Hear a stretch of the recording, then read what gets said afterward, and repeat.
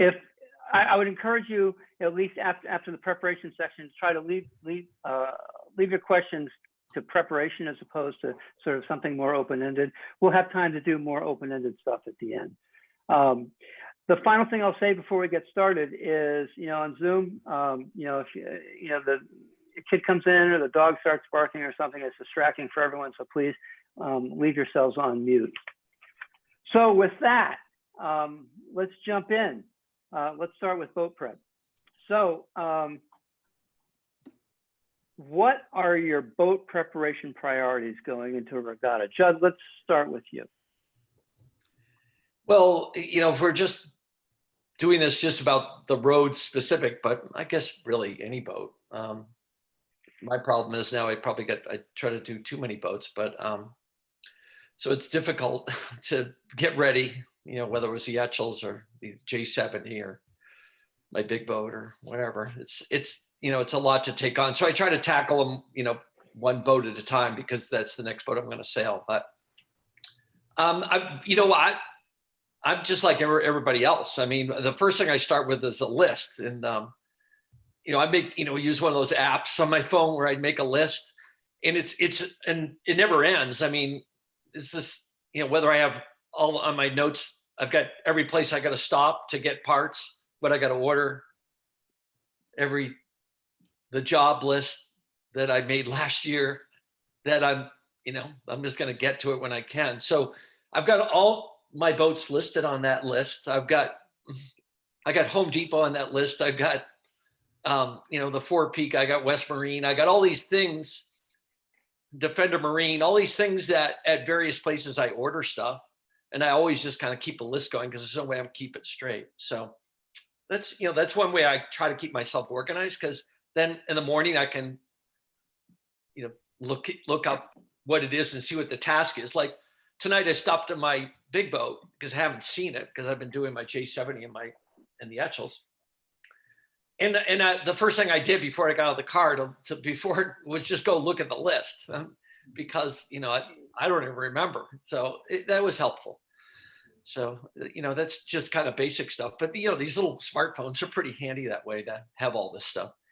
But in terms of other boat prep stuff, I mean, whenever I get back to my boat, whatever boat they are, I mean, in this time of year, the boat's never quite the way you imagined it. You put it away, it was kind of nice and squeaky clean, and you remember everything being perfect. And you go back and look at it, it looks a little bit dingy and run down. You're like, oh my God, it doesn't look like it did when I left it, before I put the cover on it. So there's probably a little bit more to do there. I do think, it's important to get the boat ready enough time ahead, as soon as you can, to so you're not like exhausted or trying to scramble around doing it the day of the race.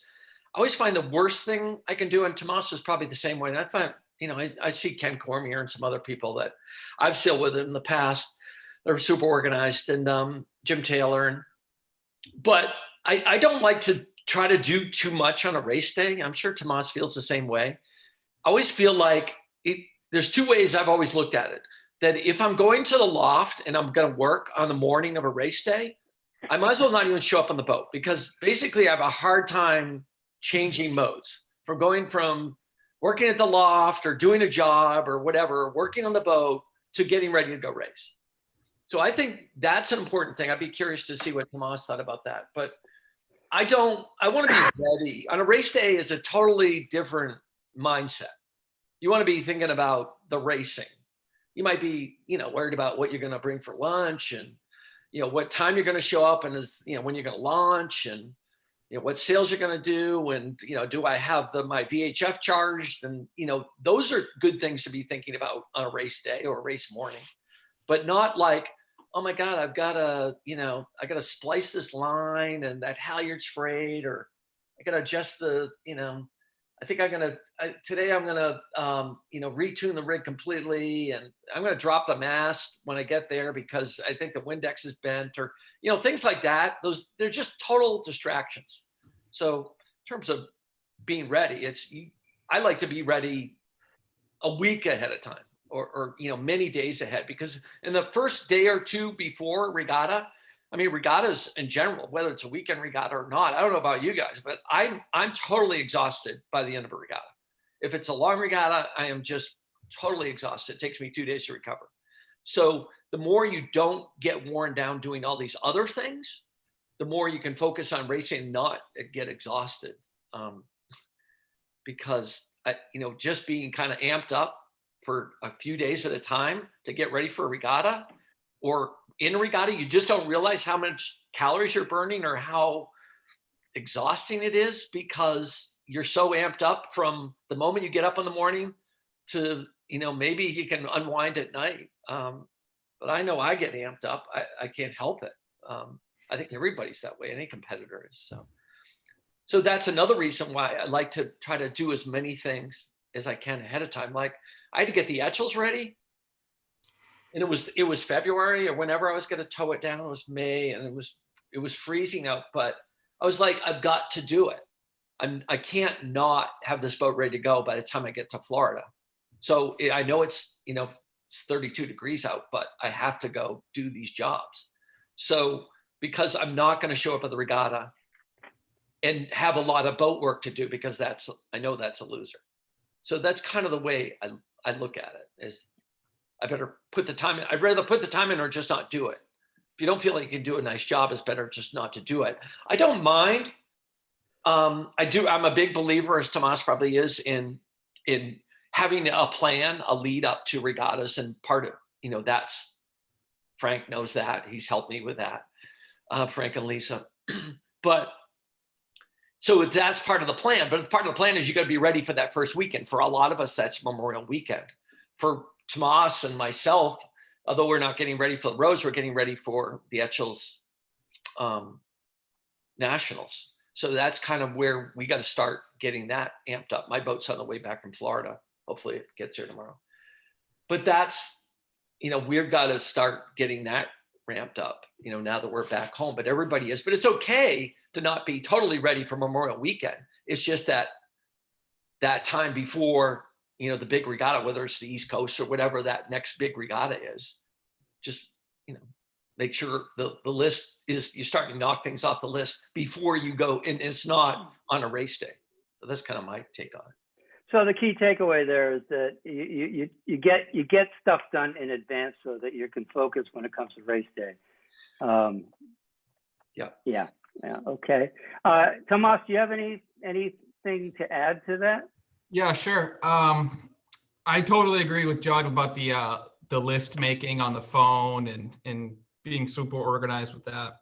I think there's so many things you can add to a list like that, and there's no job too small. There's no task that's too small or too insignificant. I think it all adds to a sort of mental preparedness and a stability where that your boat's not going to fail you, and that you have total confidence in your equipment.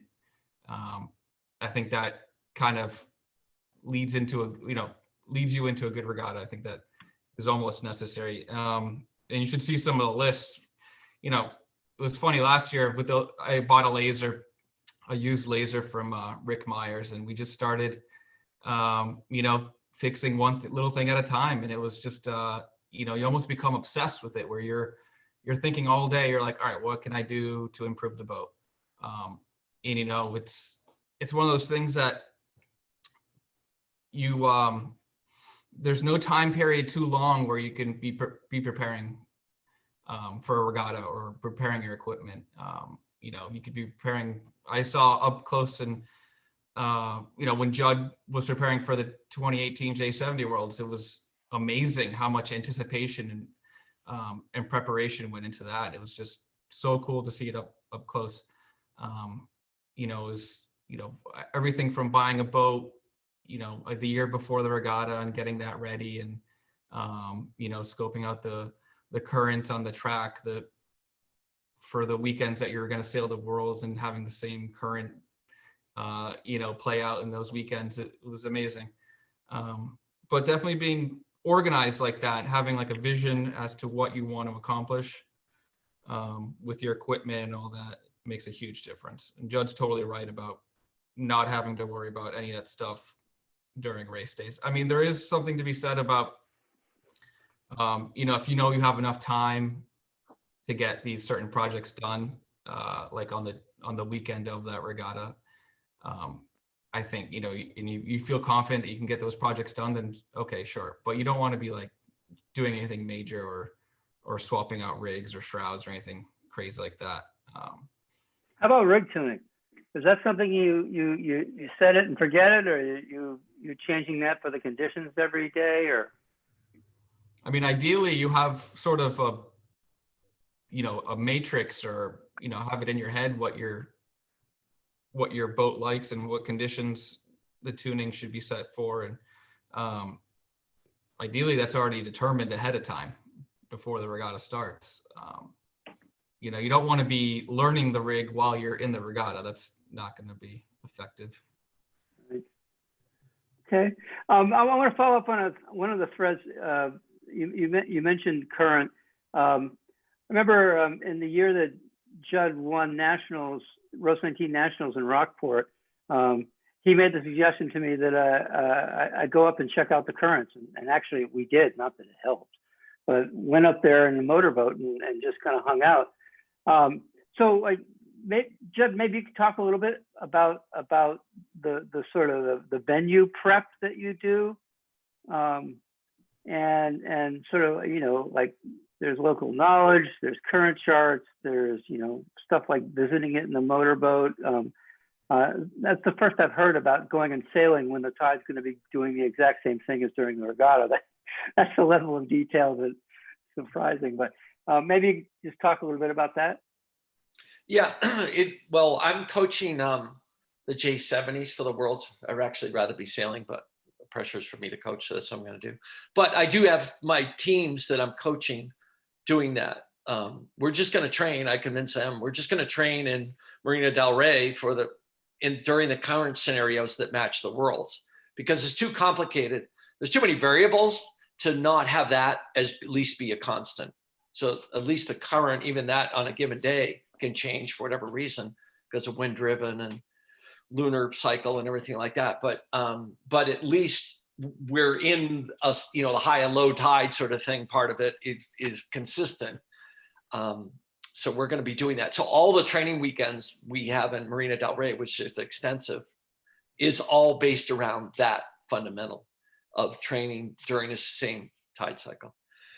But, you know, what, interesting enough, so what are the two regattas I'm prepping for, and Tomas is too, prepping for the J70 North Americans in Annapolis.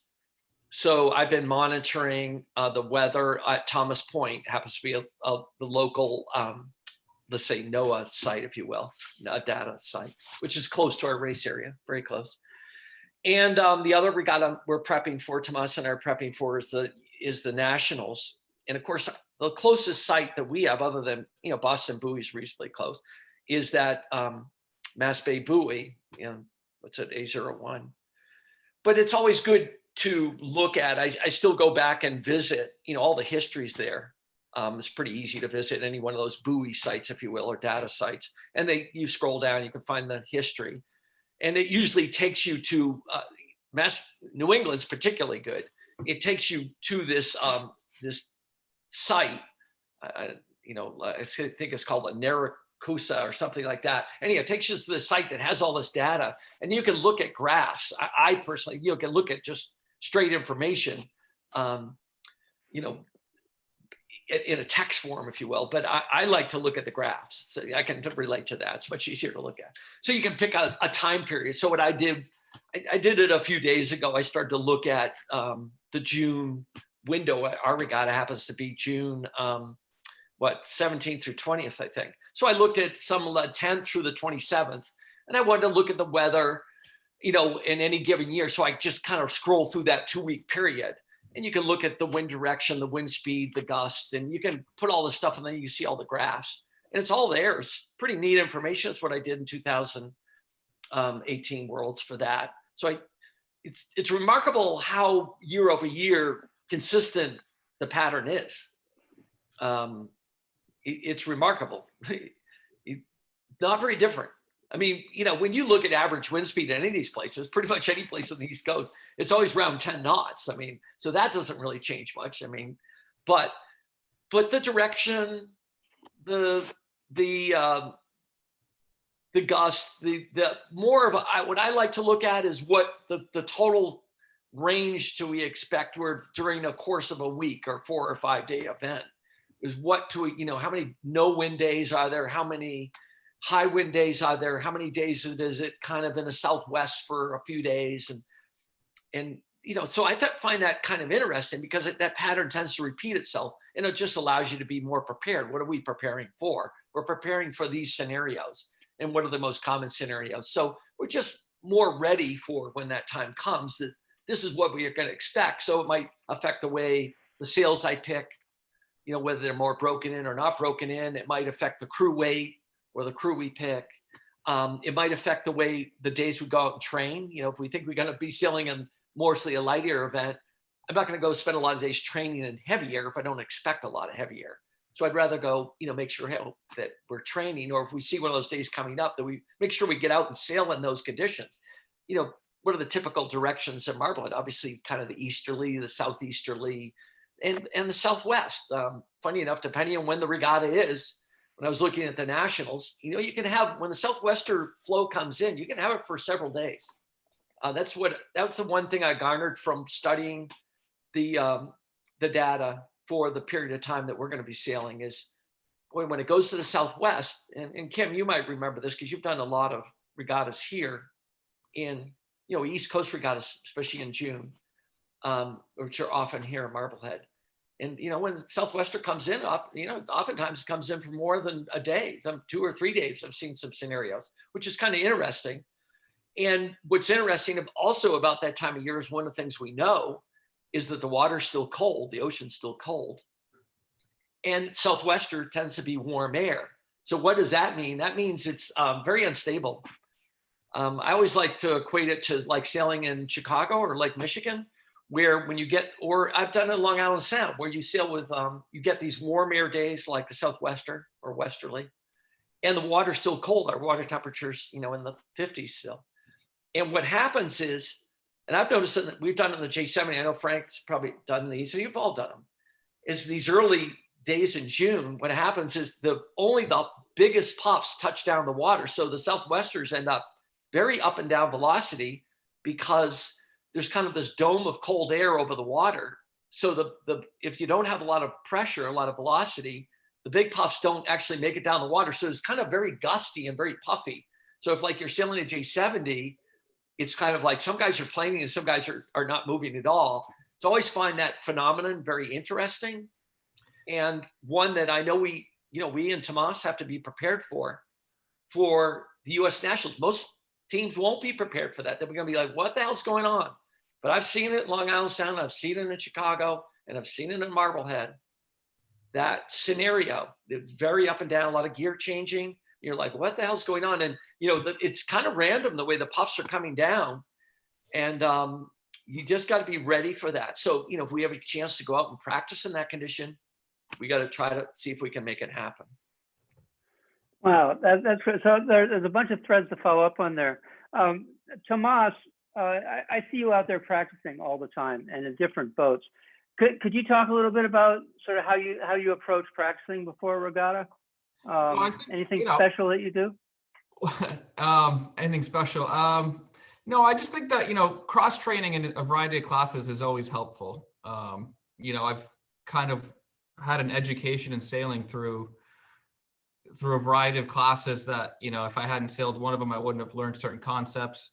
And then now that I'm older, I kind of realize that, a lot of these concepts are, overlap a ton. That doesn't matter what class you're sailing in. So I find it all to be helpful. What matters is sort of the intensity at which you go out sailing with. I mean, if you go out and have beers on a boat and go around cruising, that's not really going to teach you anything. But if you go out and sail the Twilight series, right, and you try to actually learn something, to me, that's useful. Ideally, you're going to go sail in the class that you have the regatta that you're trying to sort of peak at.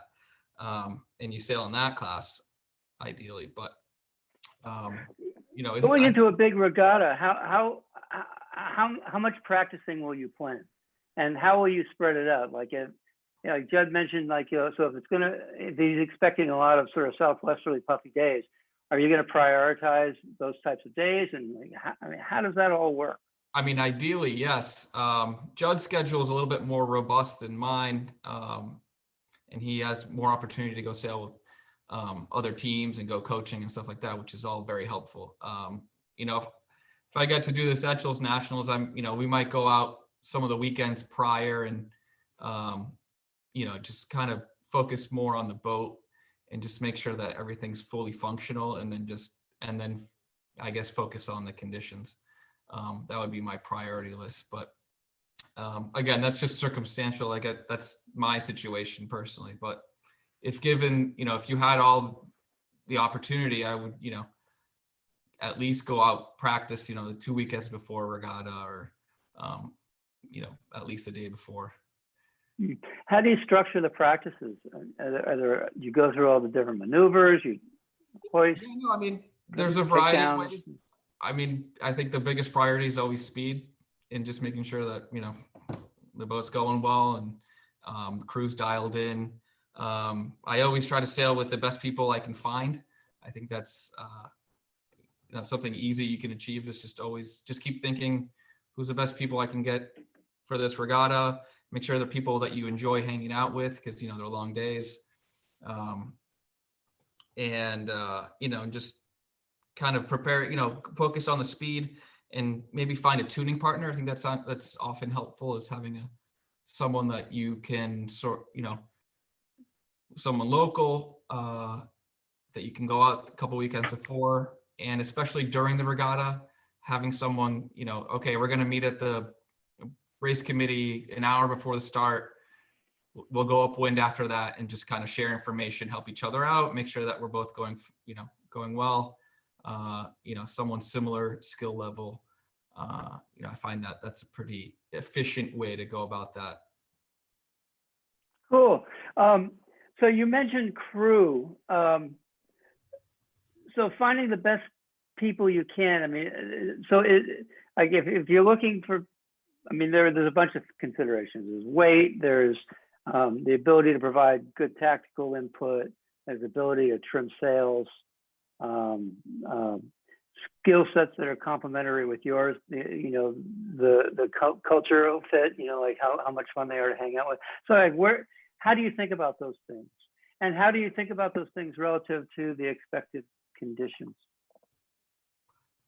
I still think you go for the best talent that you can find, unless there's someone that you really don't want to spend time with.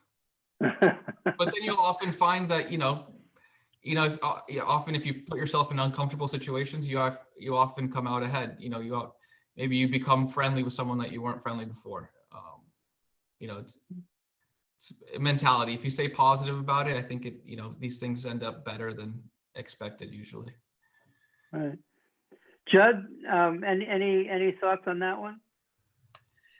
Yeah, I think the crew thing is really interesting. I look at it like playing tennis. When I used to go play tennis and I played against someone good, or against someone good, or with someone good, it always made me better. I was not a very good tennis player, so it always brought up my game. And I think sailing is that as well. Like Tomas says, not only do you gotta kind of enjoy being with these people, and it's got to be fun. Part of the things of going out and sailing, and that sail out in the morning, you do have, you're basically prepared. You're going out. You're going out there early, and you got a tuning partner lined up. But the bottom line is, it's kind of a nice time to relax. It's an enjoyable social time to just kind of unwind before you get amped up. And I always enjoy that sail out. And if you're with good people, it's a lot of fun. You have a lot of laughs. It's a good time to just kind of keep it light, because before you know it, you're going to be kind of amping up the intensity. Before the start, and with the lineups, like he says. But it is interesting. I think the dynamic on the boat is obviously you got to be able to trust the people around you, but you want to get the best out of them.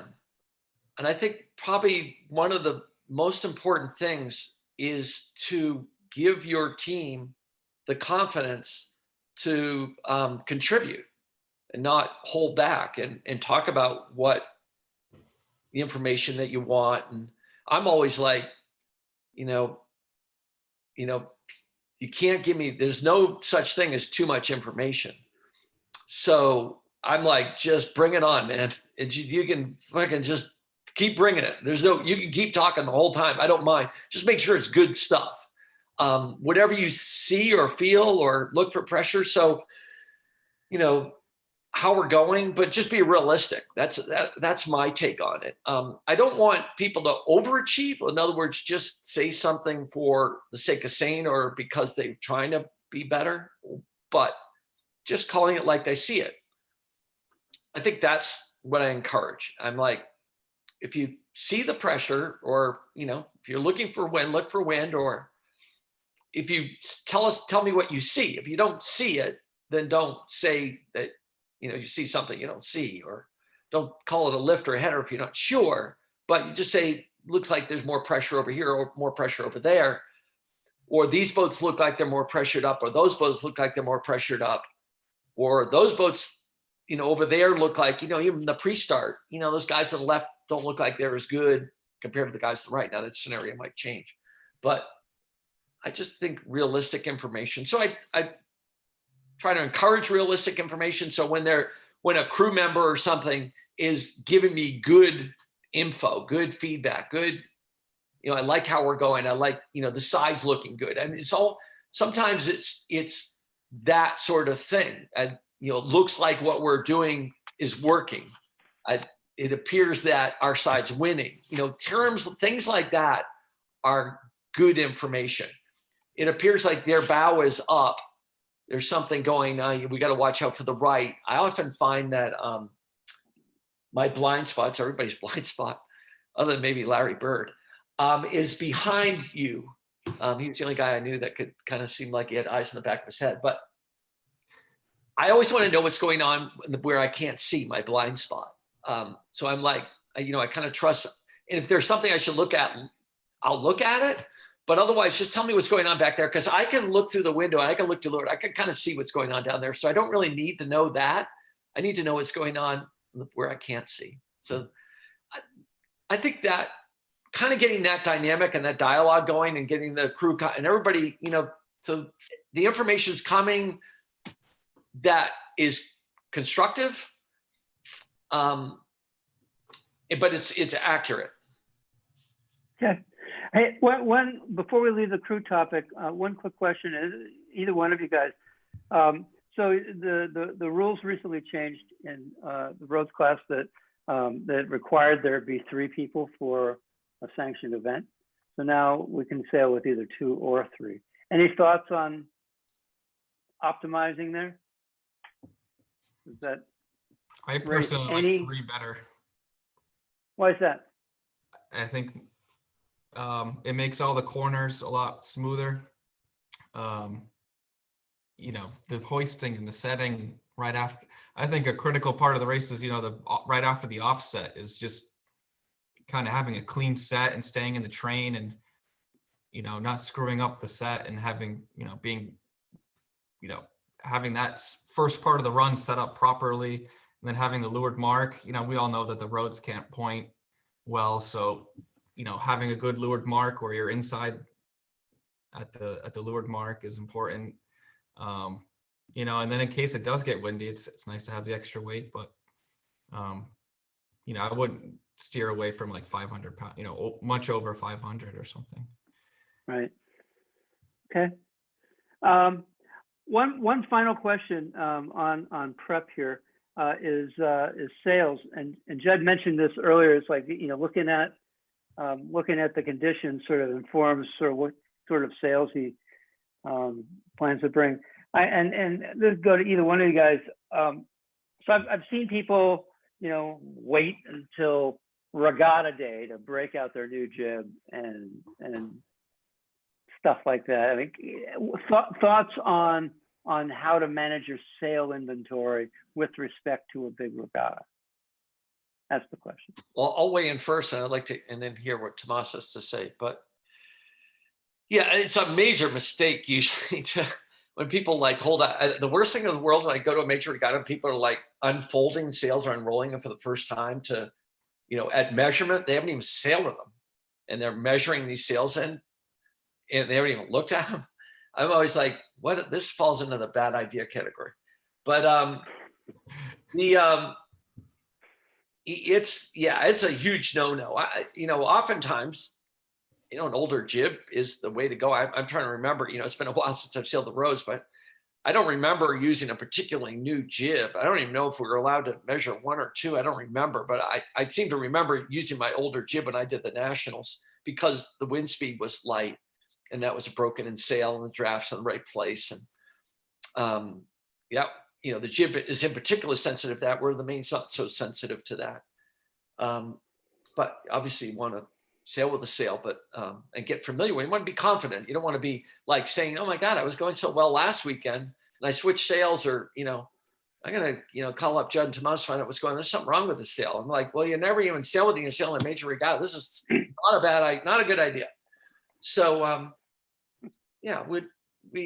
not so much kites. I think kites you can put up pretty quickly, but I mean, you still want to even break them in. Nylon changes with moisture and all like that. So a little bit of time on a kite, but kites are pretty good out of the bag. But jibs are the tricky one for sure, to not put up a brand new jib if it's a light air. Typically we use a newer jib in fresher conditions and an older jib in lighter conditions. That pretty good rule of thumb, which I'm pretty much everybody follows. And I don't even remember what the rules are on the roadside team regarding how many jibs you can have. You can have two. Yeah. I kind of remember that. And I remember not measuring in a newer jib and measuring in an older jib. That's what I seem to remember, or sailing with an older jib. I don't know what your Tomas's thoughts are on that. No, you kind of, I agree completely. You stole my thunder right at the end. I was going to say, that people think that you need new sails for light air, and you throw up the old rags for when it gets windy, and it's actually the opposite. But Judd went over that. And I think that the biggest question is always with the jib. The main's easy because newer mains are usually better, and then the jib is always kind of the variable. But Judd went over that pretty well. You kind of want to cherry pick a good, lightly used jib for probably a light to medium regatta, and then kind of a fresher jib for windier days. Yeah, Awesome. I'm touching on what Tomas said though on that, because what he brings home, people that do a good job managing their inventory don't let their jib completely die. They get the new jib, kind of like Jim Taylor does this. He gets his new jib and he gradually uses it and breaks it in, but uses it on the windier days. But he still has his old jib that's still pretty good. That's absolutely the way to manage it. Before, some people just use their jib till it's absolutely totally dead, and then they put on a new jib. Not only do they not know how to use it or trim it, but they're going from one extreme to the other. They're going from this old rag that they've used way over its range, and then they're putting on a brand new jib. It's just too big a cultural shock, so to speak, a performance shock. So I like that idea of, if you get the new jib, Jim does it, I know. He gets the sail, he doesn't use it right away, but he gradually kind of works it in to the inventory. That's the way to do it. Great. Well, that's about as much time as we allocated to the preparation. I see there's a few questions in the chat. Elise, are there any questions related to preparation in there? Elise, you on mute? No. Oh, there you go. Yes, I was saying I needed to unmute myself. We have one question from Tim McCaffrey, who's asked if the online tuning guide for the roads was up to date, or if newer settings have been found to be better. Tomas, you could probably answer that better than myself. The online tuning guide's accurate. The only thing that came out was the sort of a new jib design, but that was from 2017 era. I believe, or 2018. Right, and that didn't really impact anything, maybe lead by a hole or something, Tomas? I mean, it wasn't. Right, yeah. Yeah, so the answer to that is no. Anyone else? Any other questions related to preparation? All right. Well, I have that a was quick one. awesome. Go Is- ahead. Just is the tuning guide designed for boats with jumpers or without, or does it matter? Like particularly in the context of backstay and main sheet tension. The tuning guide is not jumper dependent, so to speak. It doesn't address it particularly. All I can do is add in. Obviously, the jumpers, it goes back and forth, and Marblehead is not as big a deal because we don't sail in a lot of breeze. I feel like with the current mast, which are they still the Zephyr spars or whatever? I'm not even sure, but those are adequate. Obviously, the guys down in the South Shore, the guys that sail down in Paid Aram that tend to sail in more breeze, and they do a Marblehead. I don't fault those guys at all for using jumpers. I just remember like Ted Scott and guys like that racing that fleet and were super quick when it was windy. They'd sail with the jumpers, and obviously in a breeze it's fast because you can pull in the backstay, you can get good head stay tension, helps depower the boat.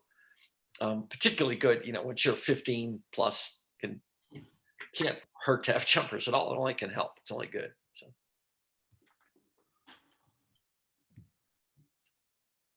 All right. But to answer your question about the tuning guide, no, the tuning guide doesn't address jumpers because really, like you say, it's a stiffness and head stay tension thing. Obviously what do jumpers do? They kind of fetch up as soon as you start putting backstay on, but they're not doing too much before that, but they're definitely giving the mast structure. So you give the mast structure, then it gives your head stay structure when you need it. So. Ken, we had one other question from Dana Robinson asking, what would you do for prep when sailing a club boat like at Courageous, which is kind of an interesting, for those of us who have been in instances where you're rotating boats or using a boat that's not yours. Sailing a Courageous boat at a Nationals or just a Boston Harbor event? Let's say Nationals or some bigger event, multi-day event. I don't know if I'd recommend that, but I think they put the bottom paint on with a broom, so that's the problem. And they're not going to be competitive in amongst the fleet in Marblehead, that's for sure. Isn't that accurate, Tomas? Well, right, but say you were just hopping into, I don't know, a boat like that. Like, what's the best what are some maybe key things that you could look to if you're hopping into a boat that you haven't raced before? Like, what would be some, I guess, a couple key things to focus on and check maybe? I don't know, trying to make it useful. I'll touch on it and then Tomas will have some ideas. But I mean, the fundamental things that it's obviously the first thing. I mean, let's forget about what the bottom looks like and the what's growing on the bottom, but the barnacles and everything. But forgetting all that, in terms of above the waterline, it's going to be the tuning. I mean, that's probably the quickest thing. You can't. But if a boat was, everybody knows that Rhodes needs the head stay saggier, at least at the dock or at the mooring when there's no backstay on, the head stay slack. You can do a circle with your head stay or whatever, if you will. So, the head stay wouldn't want to be bone tight on the mooring, if you will, before you left the dock. That's a major thing.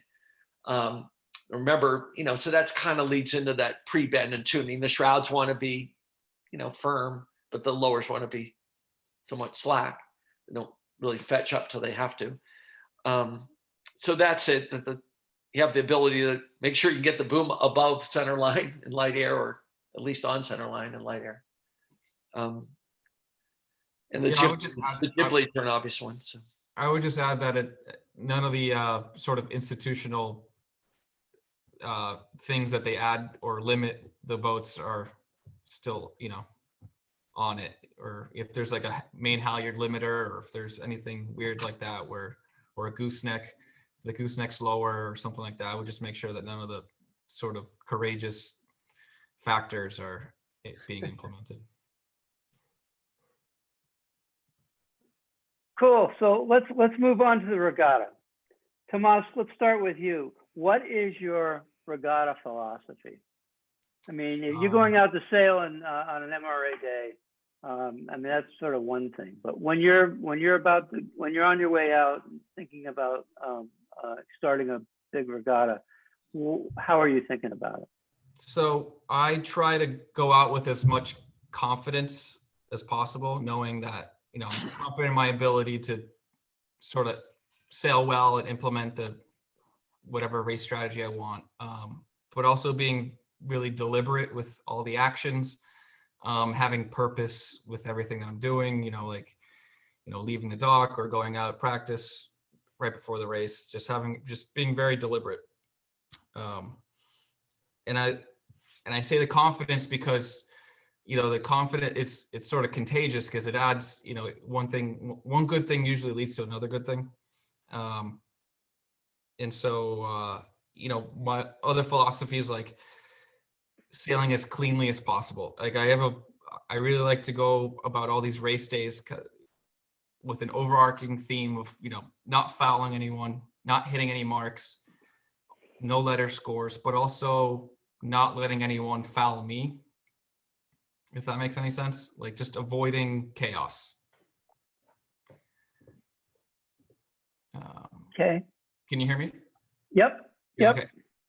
So yeah, just kind of sort of avoiding the traffic, avoiding risky situations, avoiding situations where unknown outcome could be, a regatta ender. One of the concept that I stole from Judd a long time ago was, don't lose the regatta on the first day. That was brilliant. And it's so easy to do. Just keep yourself in it until the last day and then, manage that accordingly. But definitely sailing with confidence and knowing that, you put the work in and that you have confidence in yourself and your crew and sort of inspiring the crew. Judd touched on this a little bit, but like one of the good attribute of a helmsman is sort of inspiring the crew and delegating responsibility where everyone feels like they have a valid voice and sort of feels empowered to improve, to give a better performance and feels like they're adding something. I think that's really helpful and just like adds a lot of confidence to the team.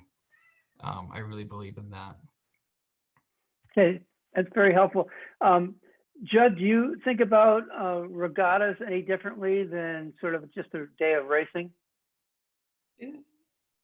From yes the actual no. sailing standpoint. Yeah, yes and no. No, it's a good question. It's a bit of a loaded question, but I agree with everything Tomas said, but I like to think of every race as important, whether we're going out for an MRA race or like Tomas says, whether it's a Thursday night race or Wednesday night race or whatever. I think they're all important. So I don't put necessarily more weight on a championship race or world's race or NA's race or anything other than what the difference of those races are. It's a bigger fleet. So there's probably more at risk, more that can go wrong, which kind of goes in line with what Tomas was talking about, doing high percentage maneuvers, trying to stay away from confrontational situations, avoiding pile-ups. That includes the starting line. How do you go for low density? That's like choosing a gate, approaching the weather mark, all those kind of high, lower risk situations, but you got to be careful. You don't want to go so low risk that you are sailing your way into 10th place. But that the challenging thing of bigger regattas is there's more boats. So it's managing that. how are you going to manage that? And a lot of, we got Tomas and I have a regatta like that next week, and the nationals will be smaller, but still such a competitive fleet coming for the Etchells Nationals that you're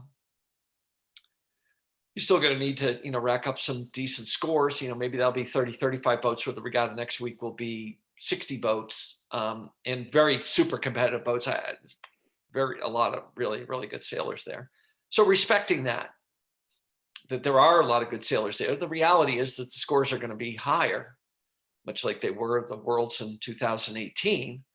So you got to go in with that mentality that in order to, what's the score that's probably going to win this regatta? What's the score that's going to be, like Tomas says, what's going to keep us in the game going to the last day? And I totally agree with that philosophy. There's nothing worse than going to the last day of the regatta and not having a chance to podium the regatta. And I agree with Tomas's philosophy that you want to be in a position to podium the regatta going to the last day. It doesn't mean you're going to win it.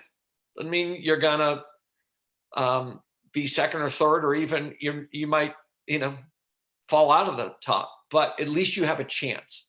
You might be going in fifth, but you have a chance at the podium. And that's what you want to do, is always give yourself that chance. They call it moving day. It's a term, Tomas has heard, you've probably all heard it. Is that last day of the regatta, like, especially if there's more than one race. Often there's a lot of pressure on the committee to kind of get the racing in. Sometimes the racing is not as good a quality, but there's more to be gained or lost because of it. So, all the above. But I do think I take practice as important in him seriously. I take a practice race seriously.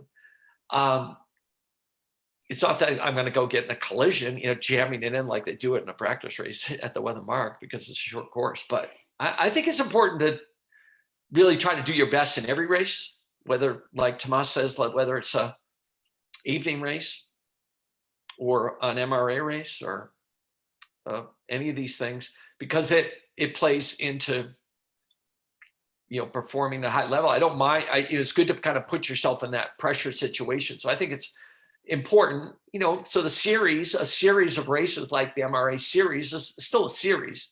I always go out, I'm sure Tomas does the same thing, with the idea of, how are we doing the series? I did it in a Frostbiter. We go out, it's on the back of my mind, I want to have a decent result. So it's a keeper for the series and stand a better chance in the series if we have a good result today and I don't, kind of blow up, so to speak. So that's my philosophy on that. Okay. So one of the things I've observed often in myself is that I can be my own worst enemy. Kind of get all hyped up and basically lose the regatta before I start because I'm too amped up. You use your words, Judd. Tomas, do you have any tricks for how you keep your head straight?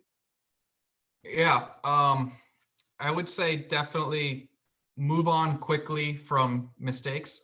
It's inevitable. We're all going to make plenty of mistakes in every race or over a course of a regatta. I would just say move on quickly. Don't dwell on mistakes. Just let it go, reevaluate, see what else you can do to improve your position, after a situation. Easier said than done. Yeah, it is. Well, it's experience too. So, just be in the mindset that the quicker you move on, the better off you'll be.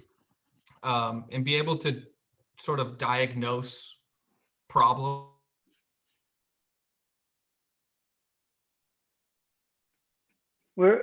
Tomas, I can't hear you. We lost you. Stop it. Judd, can I hear you? Yeah, can you hear me? I can hear. now. I just shut off for a second because my dog. Sorry about that. Yeah, so I was saying diagnose problems, either speed problems or course characteristics quickly. Identify if I'm not pointing well or my speed's not good. Like, just identify those and just quickly try to problem solve to the best of your ability, using all your resources at your disposal, either past experiences or having your help or crew help with any of these problems. Just try to accelerate the process of problem solving. I think those, don't make the same mistake twice. Things like that. Does that make sense? It totally makes sense. That, yeah. The head game, I think, is a huge part of this. Judd, do you have any tricks for how to keep your cool and keep your team motivated after a major blunder? Not that you I make think many. that is where the leadership role of a helmsman comes into play. That you basically got to, at the end of a race, like all races, I try to avoid the big ups and the big downs. So you have a good race, and it's not too much of a celebration, and it's nice going. But you have a not so good race, and it's important to say to reinforce the crew. Let's nice going. I usually, if we have a bad race, it's probably something that I've done wrong, whether I had a bad start or put us in a bad situation. So I basically own up to it and I take the responsibility for it. I think it's important for the leader on a boat to take that responsibility and say, that one's on me.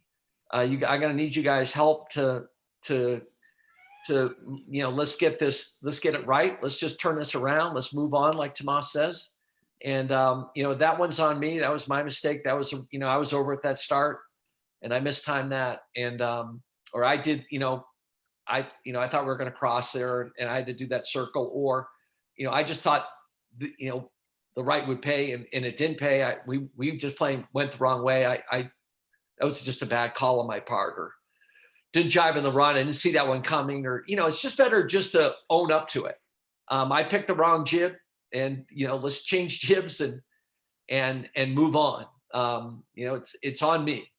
So I think that's probably the hardest thing to do for any competitor, any person, is to suck it up and admit that it's on you, and it's on me. I got to do a better job, and the crew is they're quick. It's funny how human nature is. Certainly Americans are very much this way. They're very quick to be critical, but they're very quick to forgive.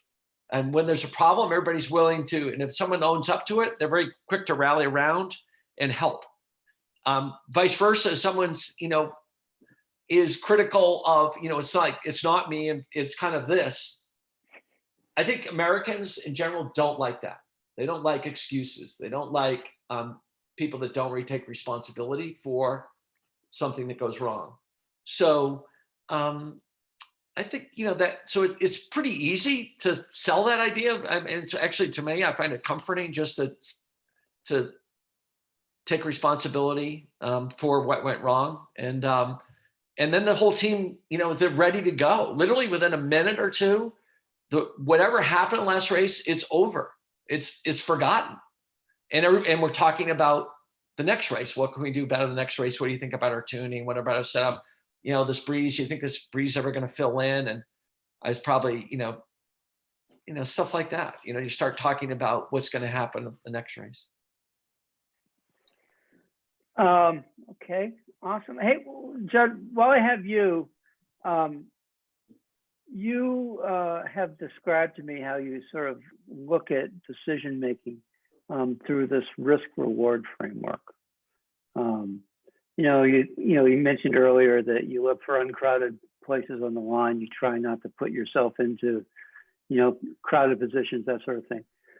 Could you just expand on that a little bit, and also talk about how that framework changes as you proceed through the regatta, and as the stakes start to go up because the competitors that you're racing for or competing with for the regatta are starting to reveal themselves?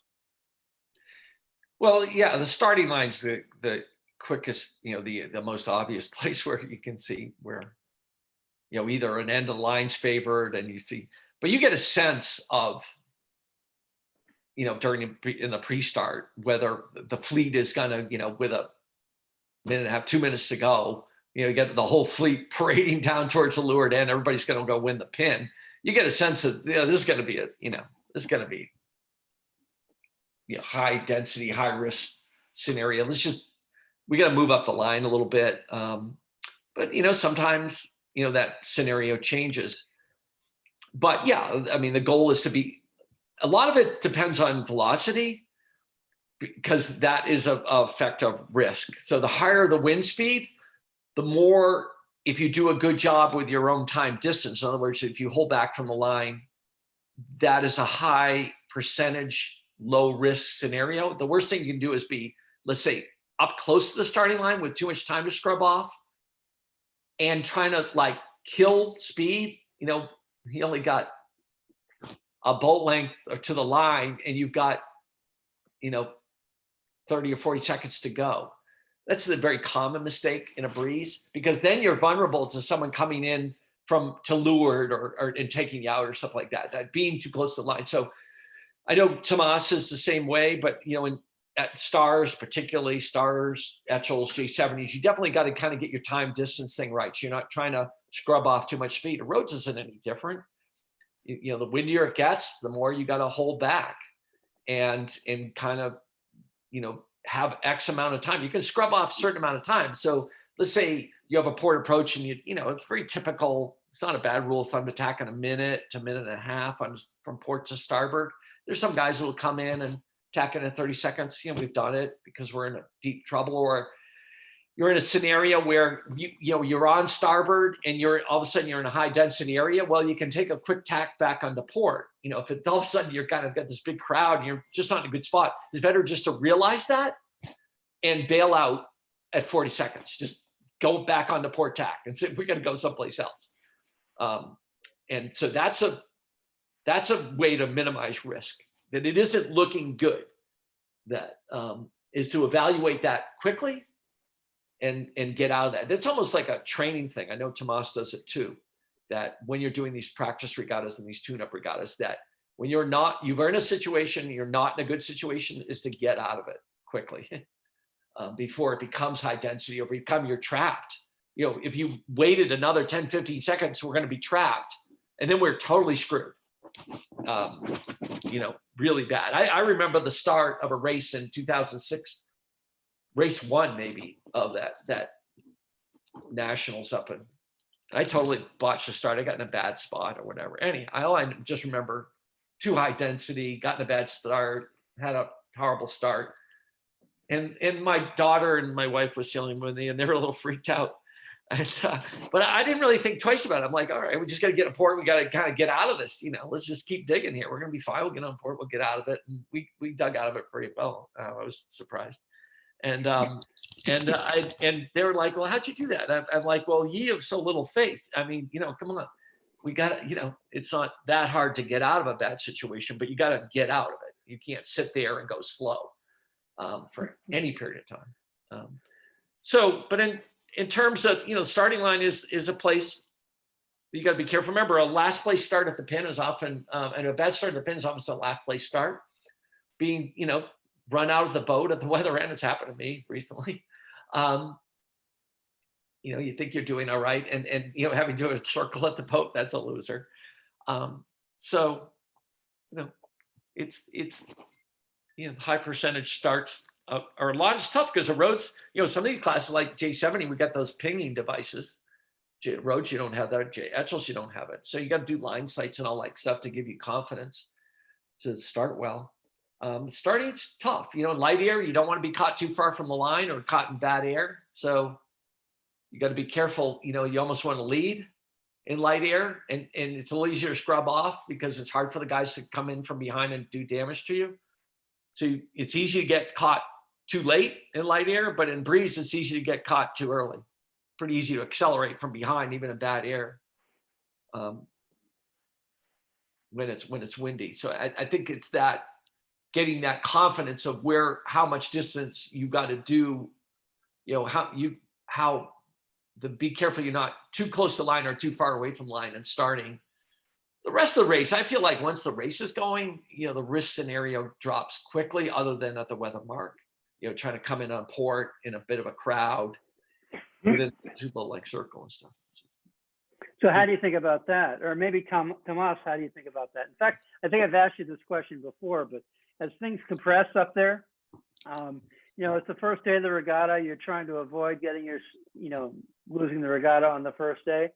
And you have some choices between taking sterns or maybe just trying to squeak in front of that boat.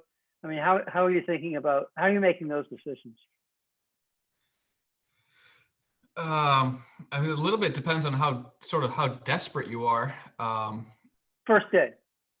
So, and how confident you are in your sort of execution of tight maneuvers and things like that, and how you feel in those situations in general. The easiest thing is just to sort of do the highest risk, even though it might, the lowest risk, but the safest bet, coming in starboard tack ley line overstood, that's safe. You're not going to pass anyone necessarily unless there's a huge tide going with the wind and everyone gets hung up on the mark or something. But you got to kind of pick and choose the times to be risky and and see if it makes sense to if I could leapfrog a boat or two. There's not going to be many situations where you can leverage enough to pass 5 or 10 boats. That's going to be rare. I mean, it's all small gains here and there. High, sort of low risk but high reward situations are ideal. Not a lot of those are on the course, but one situation would be the equivalent of banging the corner upwind. Downwind is playing the edge downwind, which often works. When you long courses and there's a lot of boats, is sailing on the edges downwind usually is a winner. I wouldn't recommend the same for the upwind.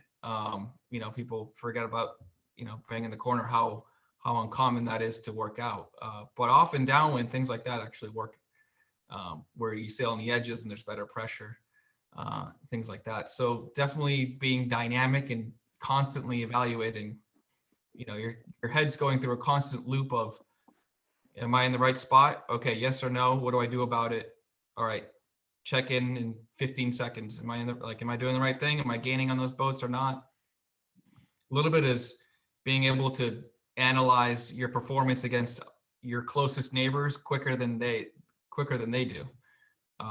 If you feel like you're doing better in a spot because you have maybe an inside lift or everyone's kind of bow down to you, the quicker you realize that, the better off you'll be, and you'll be able to gain on those boats in particular. But you're having your head go through a constant loop every 15-20 seconds will help sort of analyze that risk better.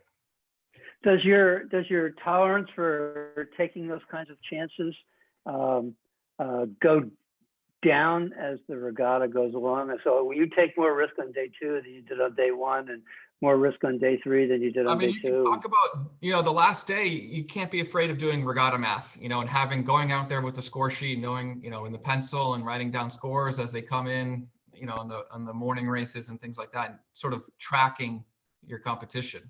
I mean, there's no other way to do it. I mean, now they have the sort of sophisticated regattas where you go and have the yacht scoring and they update it live and someone brings a phone on the water and you can kind of check it out as it's happening. But the old school method is just having the score sheet from the day before and sort of tracking how everyone's doing, and maybe dedicating one person on the boat, being like, all right, let's keep an eye on that person because they're our major competition and we need to know where they're going and how they finish in that race, and just keeping track of the math. Obviously, if you know the exact math, you can sort of quantify risk at that point based on the finishes and the points. So you'll go mix it up at a crowded pin end if it means making sure you stay close to the boat that's just in front of you or just behind you or something like that. Well, if your competition's doing...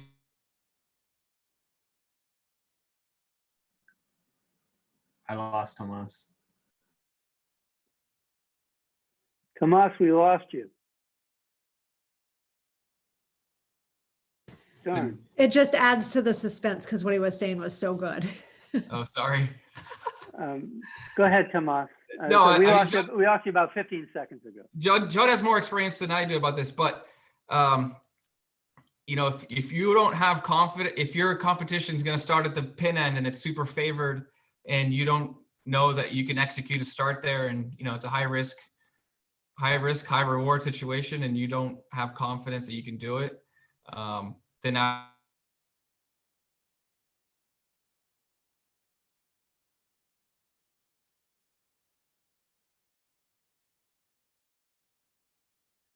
Tomas, we lost you again. I don't know if you can hear me.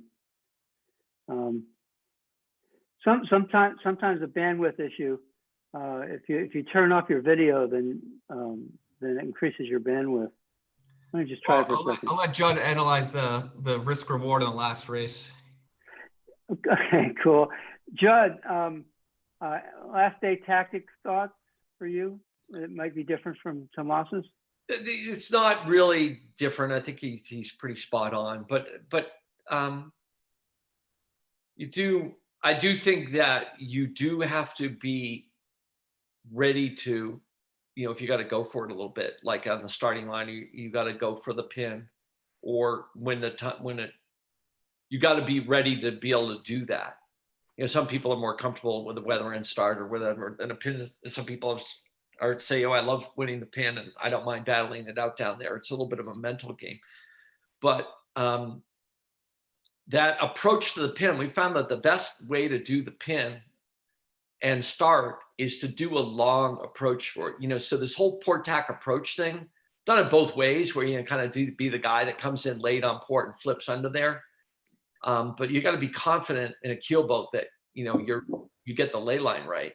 Because you don't, you know, you come in short and you're not going to fetch the pin. That's a disaster.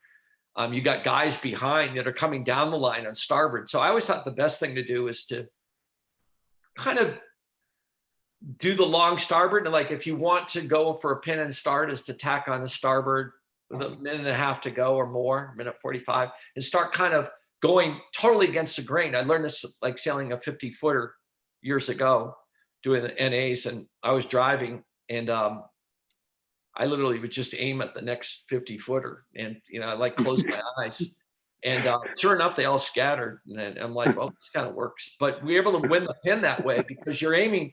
It's really a big deal for them. It's not easy for them to turn. They have to make a big turn, and they got to commit to it early, and then their time distance got to be right. So it's a pretty strong position, because if they turn soon enough, then you can just turn up inside them and kill there. And you can decide whether, you know, they're on the right ley line. You want to dial down and try to go behind them and try to hook them or whatever. You know, you're in a pretty strong position there, because the worst thing, you're one boat up or two boats up from there. It's a pretty good way to win the pin, or be one of the winners out of the pin. You could still be the second boat up or a third boat up from the pin and still have a great start. Still a lot of risk, especially if the current's pushing down towards the pin, to get that right. And remember, you got to get the ley line right. So if the breeze heads you a little bit, or it lightens up a little bit, and you're not making a ley line, the current's pushing that way a little bit, it's easy to screw it up. So, and those guys that come in late on port, they can't always, you know, they're not always in the strongest of position if you're in a strong position. So generally, the best thing to always do in the boats, when you're on starboard, with the boats coming at you on port, is to aim at them, like trying to hit them, make them scatter, and maybe giving them a little avenue of escape, but not much of one. You're aiming right at them. So it's up to them to clear out. Generally, they'll go past you. They don't want to engage. So. How are we doing on time? We should probably open up for questions. Before we do, one final question for you, Judd. And I think I know the answer to this, but would you ever do that last day math that Tomas was talking about before the last day? Oh yeah, no. I mean, you kind of know. I don't pay attention to the results too much as the regatta goes on. I already know in my head, without anybody telling me how. You just know who you're ahead of and who you're behind and who your competitors are.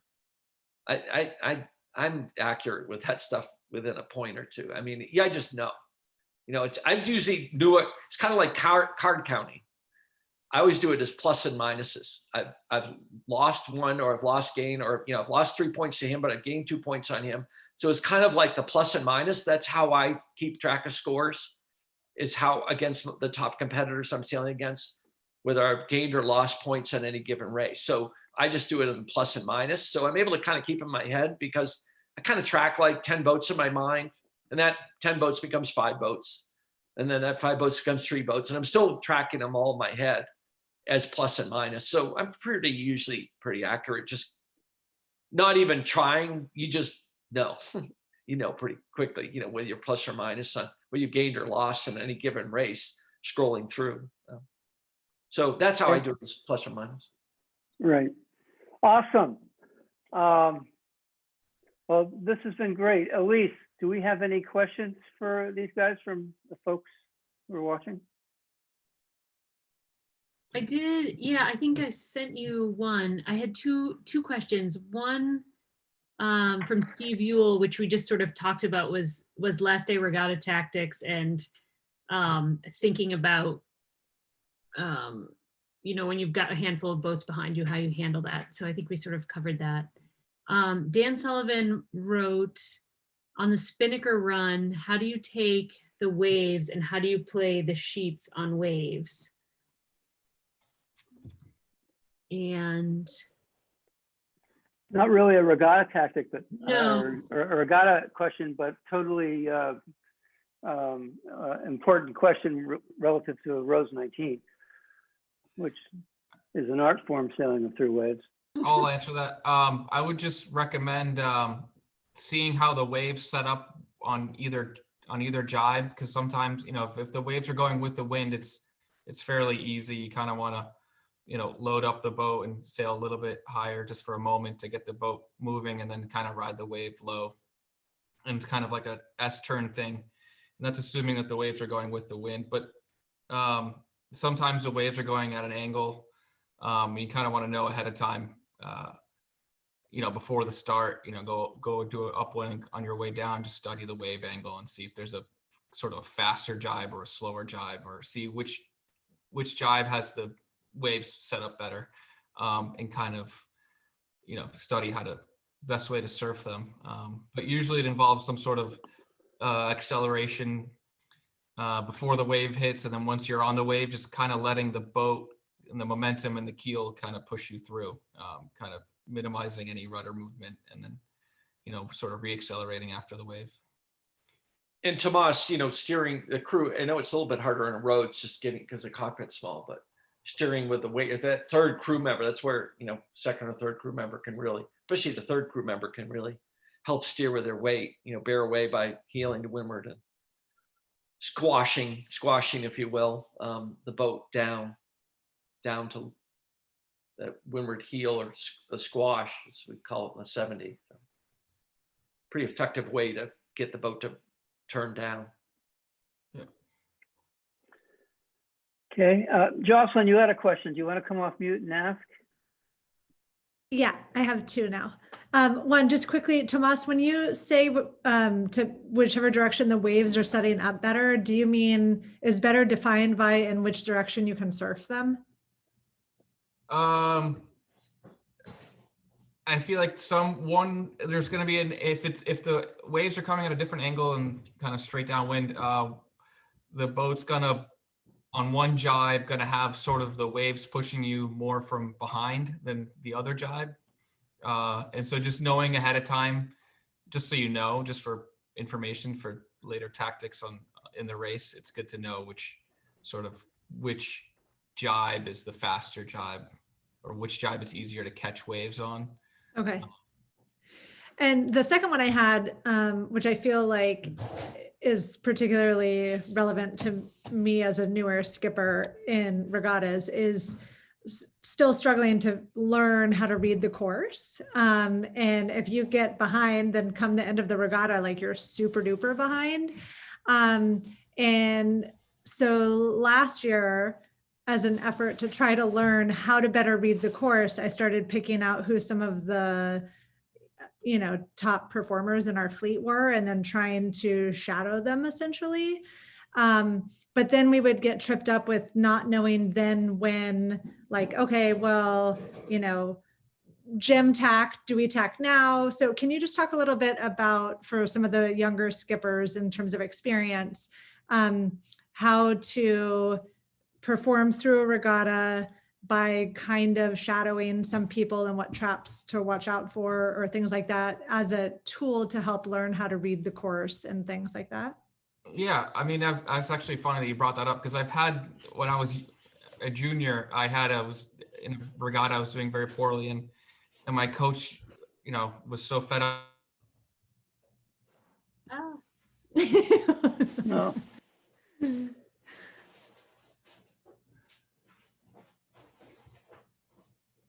Tomas, we lost you again. Having bandwidth issues. Judd, do you have an answer for that one? Yeah, there's I don't think it's a bad strategy to stay with a group of boats we're doing that are you're confident that they're probably got a good handle on which going the right way or something like that. I don't think that's a bad idea, but you got to always think, okay, well, are they going to go all the way to ley line? And if I'm down to leeward of them here, or I'm up to windward of them,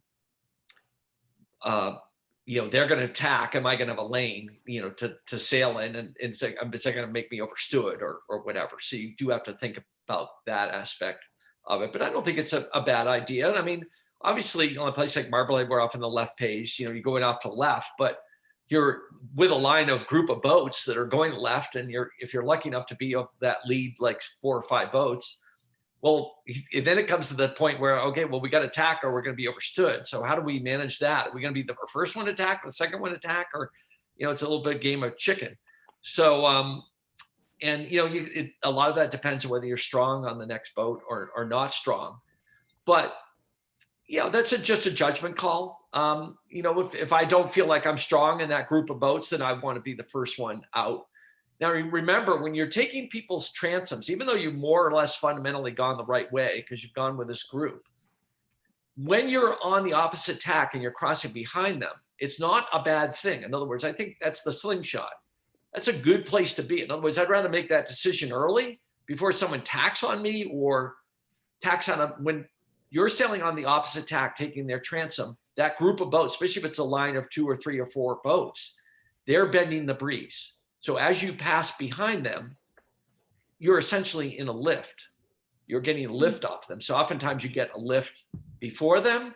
You kind of, and then once you get out past their transom, it feels like you're in a header, but the reality is you've gotten out of their wind field. So they're no longer bending the breeze. So that's what I call the slingshot. It's a great, strong place to be in that slingshot. So playing the slingshot, whenever you're behind a group of boats, or if you feel like, you don't want to get caught out in ley line, but there's a group of boats above you that you would have to tack and you'd be behind them, but not that far behind, it would be better to tack out of that situation earlier and sail the slingshot as long as you could, because you'll be clean the whole time, instead of waiting to, tack skinny on their hip or something like that, or risk being overstood or something like that. So, but, using the slingshot and deciding when to go back early is probably a good strategy. Great, thank you. Tomas, are you back? Yeah, I'm sorry. Okay. I just wanted to, I love Jocelyn's question. I think that was really well thought out. And I agree with Judd about the slingshot. I just think that, it takes a little bit of like studying maybe the top pack and sort of really, having someone maybe watch, exactly when they tack in certain puffs or how close to ley line, or see how they manage the course going up the as the wind comes in and you go up the course. I don't know how good it is to like sort of follow someone because they're gradually getting farther ahead as you go up the course. So, when they tack on certain puffs isn't going to relate to necessarily your position. So I do think that sort of copying other boats is really helpful. It's sort of like, copy, and then innovate a little bit. So So that's my Great. Thank you. I see that Nat Taylor has his hand up. Go for it, Nat. Then I have a couple questions here that were sent in. Yeah, so Tomas, you finished fourth at the 2015 Nationals in Marblehead and then won the 2017 Nationals in Marblehead. Maybe Judd can weigh in too, but what changed between those two events? Did you focus on something? Did you approach the regattas differently? Is there any tips you can give us based on the different? I just thought I had a stronger understanding of the roads. By that point, the 2015, I was like one of my first regattas. And then I fully understood the rigging and the effects on different pressure, different wind conditions on the setup. And, I knew what the boat wanted in terms of steering and sort of the groove upwind. I found super critical and just sailing away from other boats. I found myself in 2017 just sort of not engaging with other boats, setting up on the starting line where I had prioritizing a hole to leeward more than the location on the line, and just typical roads things where you just don't want to be around other boats until you certainly have to be. Just sailed a lot cleaner, and you sort of have an idea of when you're having a good regatta. About 2/3 in or something like that, that things are clicking. You're having more better luck than bad luck, and sort of just having like an existential moment, being like, all right, things are working out for me. How can I sort of capitalize on this and sort of assess risk from that point, and being, let's have a good regatta until something more severe needs to happen, which could happen in the last race, where something more dramatic may have to happen. You're like, oh, I need to win the race to win the regatta. At that point, you do what needs to happen. What are the difference between those two events? Thank you. Okay. Peter Frisch wrote in a week or two ago a question that I guess falls under the preparation category. What have recent weather patterns, locally, regionally, or worldwide, suggested about the type of weather we may face during the Nationals?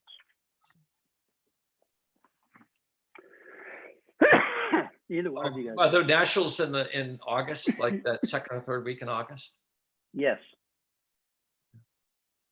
And traditionally, this is kind of the normal time. Now, how many Nationals have been in Marblehead in August, in the last 20 years? A lot. And funny enough, I keep running. I keep thinking back to that one in August. It was in Marblehead where it was a windy regatta that Ben Faget won. I remember that being extraordinary because it happened to be several days of breeze, right? Mm-hmm. Funny. I remember that. I don't know how many years ago it was, but had to be in the 2004 range or something like that. So it can happen. You can get breeze, but for the most part, it's generally lighter. You can count on lighter breeze. To answer Peter's question, in what's changed, I think it's fair enough just to go back through the history. I mean, I would pick that 2-week period or 3 weeks, if you will, in that August. I always remember, when Frank and I go J70 sailing in August, is like never anyone. It's pretty light. Or when that Corinthian, but this is, the Corinthian Spirit of Tradition regatta is going on. But that's usually pretty light. But they get windy days too. Now, they have a windy day and a light day too. So it can happen. You can get breeze. But I don't think it's such a bad thing to go through the history of what happens at those Boston Buoy and just get a sense of it. But you can get those windy southwesters for sure. I'd want to be. It's not an uncommon wind direction to get that fresh southwester as well as a sea breeze. It was still cold. I was amazed. We did in 2018 how much the sea breeze kind of kept going through the year. We even were getting sea breezes at Ted Hood Regatta, but we didn't have any sea breeze to speak of during the Worlds. But we definitely, even in the Ted Hood Regatta, we had sea breeze, and we had plenty of sea breeze in race week. It was as much as I thought that the sea breeze kind of diminished and it wasn't as big that year it was big. And maybe last couple of years it wasn't as big because the water temperature maybe did get warm. So remember, it takes 7 degrees of temperature differential to get a sea breeze. In other words, in order to, if the water temperature is, let's say 65, it's got to be 72 or higher inland to be able to generate a sea breeze. So that's that temperature differential that helps to set up that mode. But that's not, so monitoring the, probably the best way to answer Peter's question in terms of the sea breeze anyhow, is to monitor the buoy temperatures, the water temperature in Mass Bay, it's that whole Mass Bay, and they have those temperatures are there, on those buoys, and they're pretty relative to the whole area. So whether it's that A01 Mass Bay buoy or the Boston buoy, those temperatures, within a degree of each other pretty much all the time. So so you can still get sea breezes and southwesters. You kind of get that scenario, that light easterly. You could get that high pressure driven northeaster, northerly, or you can get that southwester. Chances of a front that time of year are slim, but you could get the prefrontal thing in the southwestern. So. I'm not shocked even a little bit that the exact temperature differential required to get a sea breeze going. I never knew that number, but I'm not shocked that you do. Yeah, well, it's pretty reliable, and boy, does it get pretty hot. One of the things that's hurt Massachusetts, and what Peter might, and he can relate to it because he grew up in Western Long Island Sound, is back when he was a kid, Long Island wasn't built up like it is now. So they get so much heating over Long Island that it kind of kills the sea breeze. Although they still can get it, and they still get a good southwester down there. There's been so much building and development down the South Shore that we have now. You see what, back when Jim and I and Kenny and stuff were growing up, you didn't get big convection clouds over the Cape or let's say over Plymouth and Cohasset, and now you do. So that is a little bit of a sea breeze killer, but we still get it. I mean, there's plenty of, macadam still out there in the North Shore to generate sea breeze, and we can still get it. I mean, there's still a sea breeze. Sometimes it doesn't come in as good as it used to, but still can happen. But the last couple of years, we've had the water temperatures gotten up to like 70. I mean, not that that's warm enough for me to go swimming, but it's gotten warm.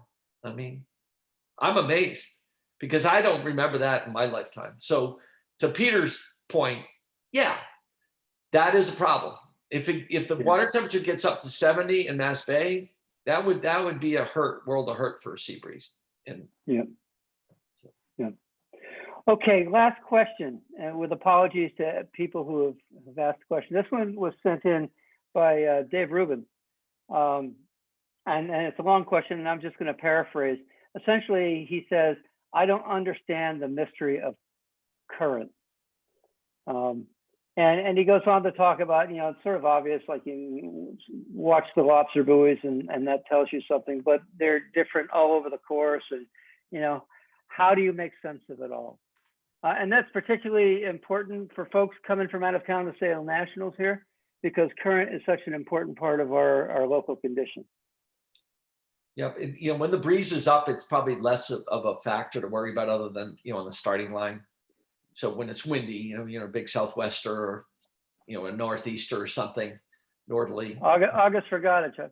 Yeah, that's true. But it can happen. So when it's windy, it's less, I usually discount it a little bit other than then I take into account the wind driven current, because then let's say it's ebbing, but you're in a northeaster, even though it can happen, it can happen anytime.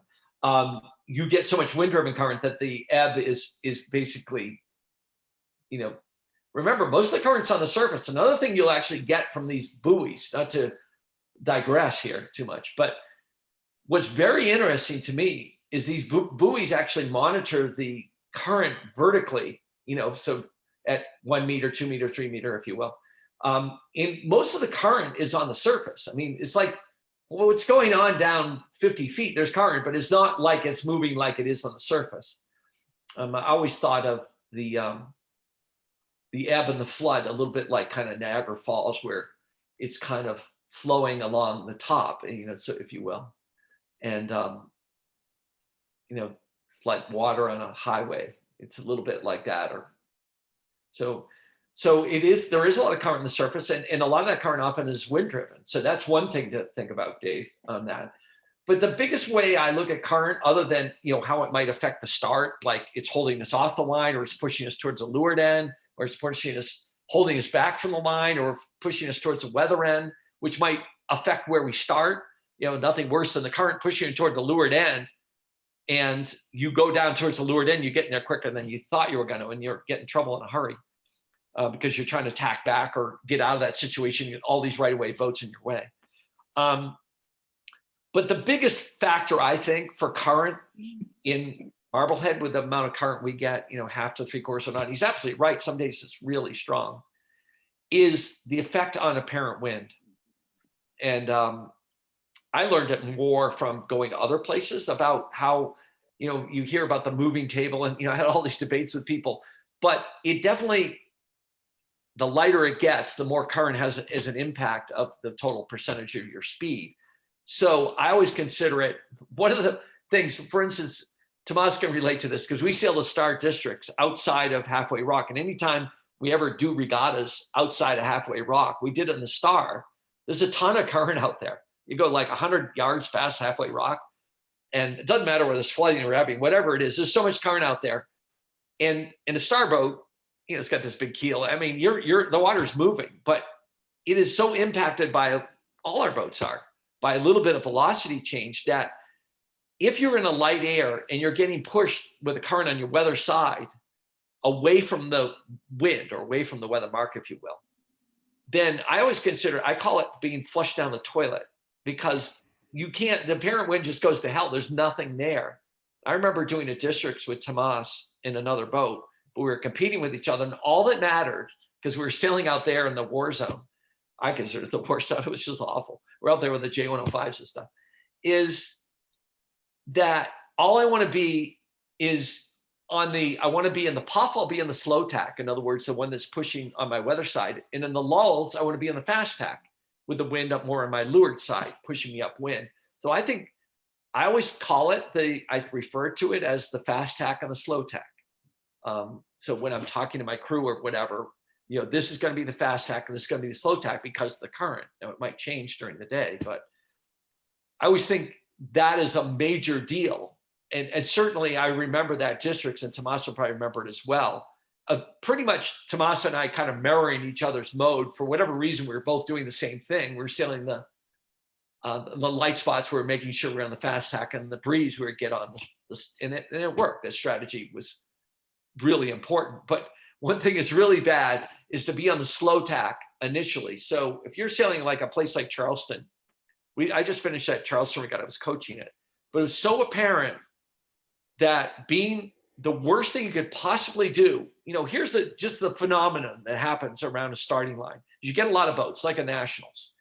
And the phenomenon is, whether it's a big boat regatta or a little boat regatta, the wind field, especially in light air, likes to just go away from this little group of boats. So the wind field will find its way away from the pack of boats at the starting line. So the most sensitive time for velocity in a light air start is off the line. It will be light, especially in the pack, around the committee boat, wherever the pack is. There's not a lot of wind. And there isn't going to be, because the wind's just finding another place to go that's less resistance, because all these little boats in the way are resistance as far as the wind's concerned. The wind molecules are going to either go over the top, around the edges, or whatever. So that is, I always think, an important factor. So it's really important to get away from that dead zone. Sometimes that's a leeward mark. I remember, I've sailed regattas in like Michigan, stuff like that, where you get that cold water kind of effect with a lot of big boats around, like Santa Cruz 70s. Well, guess what? The wind is just not there. When you're around a leeward mark and you get a couple Santa Cruz 70s around you, there's just nothing there. You just can't get away from it fast enough. So around here, we have the current. So one of the things like Charleston Harbor, I always try to think it's important to get on the fast tack quickly, meaning whatever tack will have the currents on my leeward side, whether it's kind of on my leeward bow or my leeward beam or my leeward quarter, wherever it is, but it's not on my weather side pushing me away from the wind, because that is for sure a loser. So I think getting on that fast tack early in light air is important because you get away from that cone of crap air around the starting line. So sometimes that's the move. And, I think a lot of us inadvertently know the move, whether it's getting on a port tack or staying on starboard or whatever. But it's important to have that in your head that the goal is before the start, we got to get on the fast tack. We got to get on the fast. In Charleston, all that mattered. And I talked to Mendelblad afterwards, just on the Melges just absolutely killed everybody. I'm like, Mark, I noticed that you always got on the, on the fast tack, the current on your loose. And in our fleet, that all that matters, you got on the fast tack. Because then you got up the course and you're amongst the leaders. So then one good thing leads to another, like Tomas says. So because you're up the course more, you're getting the breeze first. And because you're getting the breeze first, you're sailing your own race. It's over. I mean, the race is over. There's no catching up. So in terms of answering Dave Rubin's question, that is the impact, I think the biggest impact, other than keeping, ley lines, overstanding the starting line of Current and Marblehead is fast tack, flow tack. And that's kind of the long answer. That is a great answer. Good answer. Thank you very much. Tomas, you have the last word. I think that Judd just gave about 30 years of knowledge about Current in general in 4 minutes. And that's the best talk I've ever heard about Current. And it's so true. Everything he said, I mean, if you could bottle that up and give it to every sailor, they'd save 30 years of frustration. Yeah, I agree. Thank you very much. Well, listen, I know there are more questions, but I want to be respectful of your time. On behalf of everybody, Fleet 5, all the folks who came to came and joined us today. Thank you, Judd. Thank you, Tomas. We really appreciate it. Tomas, I encourage you to go find a boat and come sail with us in August. And everybody on the phone, I encourage you to go register for nationals and come and join us. It's going to be a great time. With that, Elise, anything else? Oh, we're recording this, so Yes. Where's that going to be? If someone wants to watch this again. I will tell you and we can send it out in the Road to the Cup. I don't know. I am recording it right now. It's being recorded to the cloud. We So, can publish Alright. it to the website and then put a link in Road to the Cup. yes, All so right. I was gonna talk to Nat, our tech guru, about where it would go, so. Fantastic. So this has been memorialized in these words of wisdom, especially that 4-minute, 30-year condensed expose on Current will be there for all to enjoy. Judd, Tomas, thank you so much. Appreciate it. Thanks, Kim. Nice job, Kim. Thank you. See you guys later. Yeah, we'll see. Hopefully out in the water, right? Yeah. Hopefully soon. Yes. Yeah, it won't be long now. Get those boats ready. Yeah. Take care, everyone. Yeah. Thank you, guys. Bye. Hi, guys. Bye.